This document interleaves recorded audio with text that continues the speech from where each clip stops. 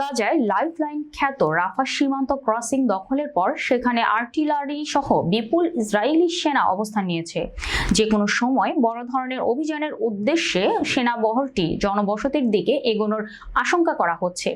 এই পরিস্থিতিতে তীব্র সমালোচনার মুখে অভিযান নিয়ে কথা বলেছেন ইসরায়েলের প্রধানমন্ত্রী বেনিয়ামিন নেতানিয়াহু। প্রধানমন্ত্রীর দপ্তর থেকে মঙ্গলবার এক ভিডিও বার্তায় নেতানিয়াহু বলেন, আমি যুদ্ধকালীন মন্ত্রিসভার সঙ্গে আলোচনা করে রাফায় অভিযান চালানোর নির্দেশ দিয়েছিলাম। এর কয়েক ঘন্টার মধ্যে আমাদের সেনারা রাফা ক্রসিং এর ইসরায়েলি পতাকা উত্তোলন করে এবং হামাসের পতাকা নামিয়ে দেয়। রাফায় আমাদের দুটি লক্ষ্য রয়েছে, জিম্মিদের ফিরিয়ে আনা এবং হামাসকে নির্মূল করে দেওয়া। আমরা ইতিমধ্যেই প্রমাণ করেছি জিম্মিদের ফিরিয়ে আনার ক্ষেত্রে হামাসের উপর সামরিক চাপ অপরিহার্য।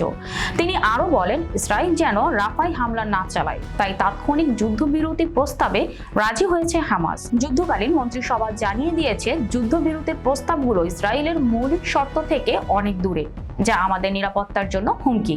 তবুও কায়রোতে আমাদের প্রতিনিধি দলকে পাঠিয়েছি, কারণ আমরা ইসরায়েলের নিরাপত্তা এবং জিম্মিদের নিরাপদে ফিরিয়ে নিতে চাই। তবে এর জন্য আমরা যুদ্ধ বন্ধ করব না, কারণ হামাসকে পুনরায় গাজা শাসনের সুযোগ দেওয়া হবে না আবারও সংগঠিত হয়ে ইসরায়েলের অভ্যন্তরে চালানো হামলা।